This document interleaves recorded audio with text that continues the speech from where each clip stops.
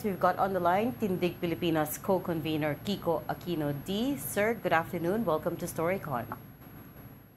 Afternoon na lang po siguro, hindi na ata good yung kalagayan natin.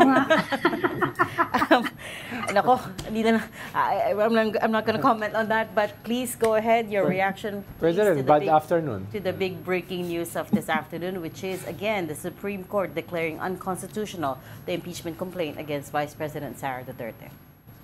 But siguro nakakadismaya po, no? So, I think I was part of the group that filed an impeachment complaint in December of last year, and kagaya ng pinag-usapan niyo nga po, ang sa pananaw ko po yung as a citizen, ginawa ko po ang lahat ng nasa loob ng kapangyarihan ko, ginawa ko lahat ng duties ko to hold our public officials accountable. Ginamit po natin yung power, yung privilege na sa Constitution to initiate an impeachment complaint. And ayun po, parang sa pananaw ko po ngayon, again, kailangan talaga mabasa yung mismong magiging decision ng Supreme Court. Pero just the feeling po is, lahat ng government institutions po natin drag their feet. No? Nabanggit kanina yung ginawa ng House of Representatives, lalong nag-drag their feet yung Senado na for 4 months kahit na walang action yung Supreme Court telling them to do anything. Parang for whatever reason, hindi nila ginawa forthwith yung impeachment trial. And then ngayon yung Supreme Court, wala rin parang napaka-puzzling, napaka-confusing po yung decision po nila. So definitely dismayado, pero at the same time, kung ano man po yung mangyayari, tuloy pa rin yung laban. No? So ang ginigiit po naming mga complainants, grave yung mga accusations against Vice President Sara Duterte. Pag-aaralan pa rin po namin kung ano pa yung pwedeng recourse. But if the only option nga po is to refile at the end of the year, then definitely we'll be looking at that as well. Mr. D, you're talking about accountability for grave offenses, no? Are you also considering criminal indictments kung sakasakali lang? Again, kailangan ko pong pag-aralan yung jurisprudence, yung legalities po, no? Kasi dahil nga impeachable official si Vice President Duterte, I'm not sure kung available po yung option for other cases. Pero kung yun, if that's possible, then we would support it. I'm aware po that there's already a DOJ investigation doon po sa grave threats niya. And then I believe the Ombudsman has also taken notice of yung corruption allegations naman, although there are political considerations there then given the past track record of the Ombudsman. Pero yun po, I think there will be time to plan next steps, and definitely that will be sooner than later. I just came from a meeting right before the decision fell, and I'm sure I'm gonna be in a lot of meetings in the next few days po. Pero ayun po, for now, I think yung talagang dominant lang sa pinag-isipan ko is bakit yung mamamayan ay hindi nagkulang dito. Siguro yun po yung pananaw ko. Bakit yung gobyerno, yung mga public officials natin na sila yung may mas mabigat na tungkulin na ipagtanggol yung pananagutan or igiit yung pananagutan sa ating saligang batas, bakit tila sila parating nagkukulang in this case and in many other cases in the past. Sir, maybe we can take a step back and explain to the viewers. Of course, there's also some people saying na, oh, bakit kayo nagmamadali to impeach her, right? We're just, there's a lot of narratives online there of from the other side saying, pardon the word, at that i-impeach siya, and so on and so forth. Maybe we can take a step back and explain to the viewers, ano yung implication nito in the way the Constitution is read, in the way these three co-equal branches of government interact and carry out their duties, and in the way that we expect the government to act. Now that parang they kind of broke precedents here. Siguro, I'm not sure po if I can tackle all of those considerations nga po kasi kakalabas nga yung decision, and we're still appreciating it both, I think, intellectually and emotionally po. Pero siguro why do we feel it's urgent to impeach the Vice President? Kagaya ng pinapakita niyo po ng footage ngayon, no?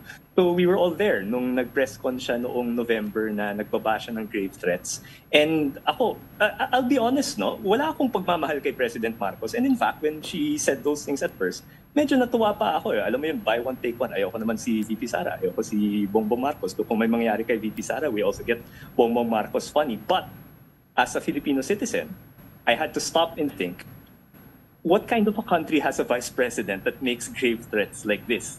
What kind of country has a vice president or any kind of public official that brags about hiring an assassin? Sobrang effed up po yun, sorry for the language.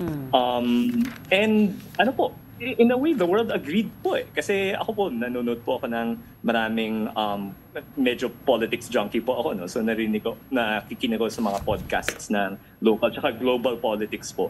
What was intriguing to me was, even nung inarrest si President Duterte ng ICC, medyo din tayo masyadong pinansin ng mundo nung nangyari yun. Napansin talaga tayo nung nagwala si VP Sara. So ganun kalala. Kasi gets naman ng mga tao, kahit sinong tao, na hindi pwedeng mag-hire ng assassin publicly against any person, no?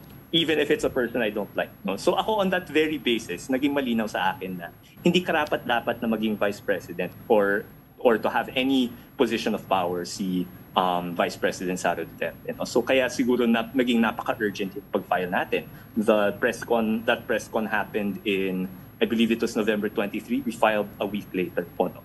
And then siguro in terms of bakit ngayong na simula na ngayong impeachment proceedings, bakit kailangan mangyari siya agad? Yun po yung nakasulat sa Ligang Batas. And even President Escudero knows what it means. Nung issue sa LTO, yun din yung ginamit niyang term, di ba? Baka kailangan nating i-check sa LTO kung sinole niya talaga yung mga plaka na yun if he doesn't actually know what it means, no? So, ako parang, yun, in terms of why we filed, yun, very grave yung, at least for me, very clear inciting incident yung nangyari nung Nobyembre, and why do we continue to call for the impeachment proceedings to proceed? Kasi yun po yung nakasulat, no? So again, I am siguro not looking forward is the word, no? Pero we will be waiting for the Supreme Court decision to be released. We'll study where baka maybe we made mistakes in interpretation. We'll look at that and try to improve our understanding. Pero sa ngayon very shocking, puzzling, confusing yung nangyari.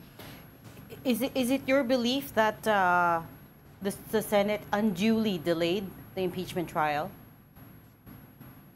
Yes, currently po. Kasi nga, it says in the Constitution forthwith. No? And while hindi naman siguro, I mean, it's not realistic to expect na the moment na nagkaroon ng 1/3 vote sa House of Representatives, agad-agad, right that moment, magsisimula yung trial. No? Pero ano yung nangyari? 4 months before anything happened. No?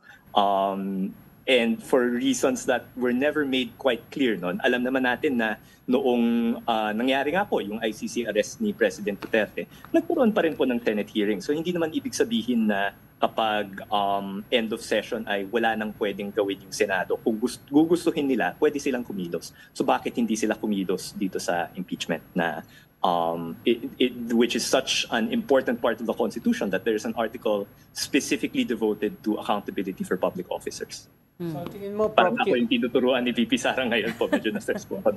So tingin mo, Prof. Kiko, walang kinalaman dito yung 12 sa 15 justices ay the Duterte appointees? Particularly po, I don't want to impugn anything to our Supreme Court justices po. Again, gusto ko po munang pag-aralan yung reasons na binigay nila for declaring the decision unconstitutional.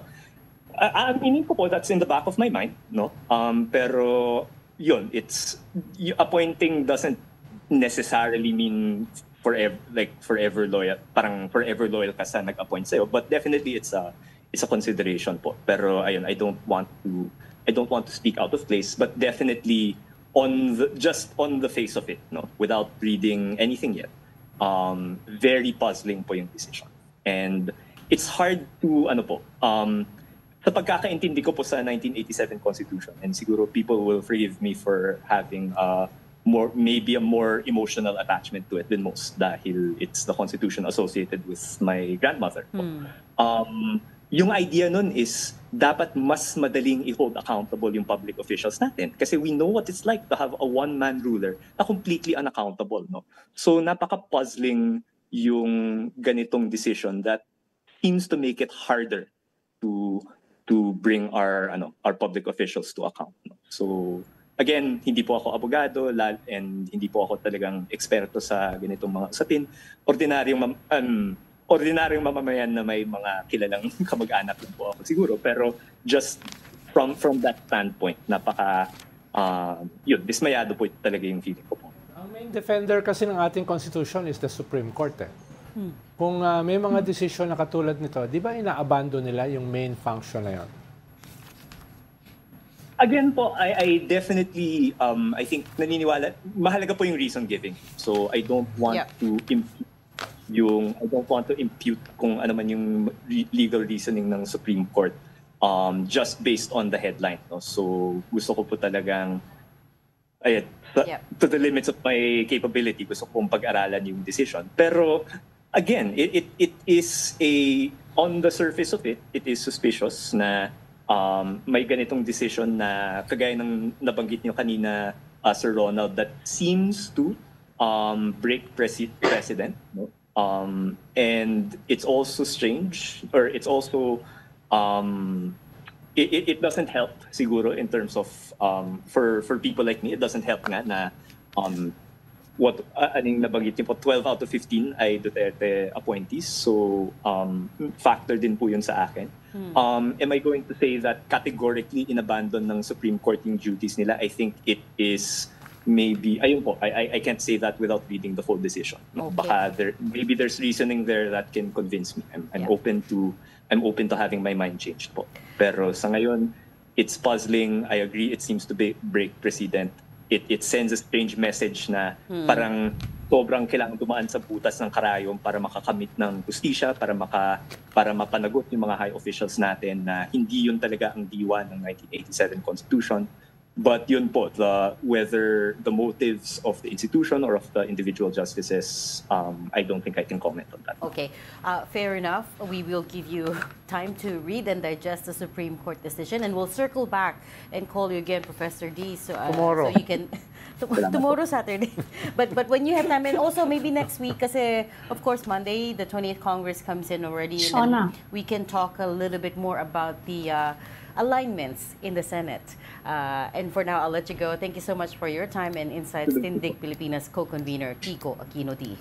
Salamat, Prof. Thank you very much. Thank you.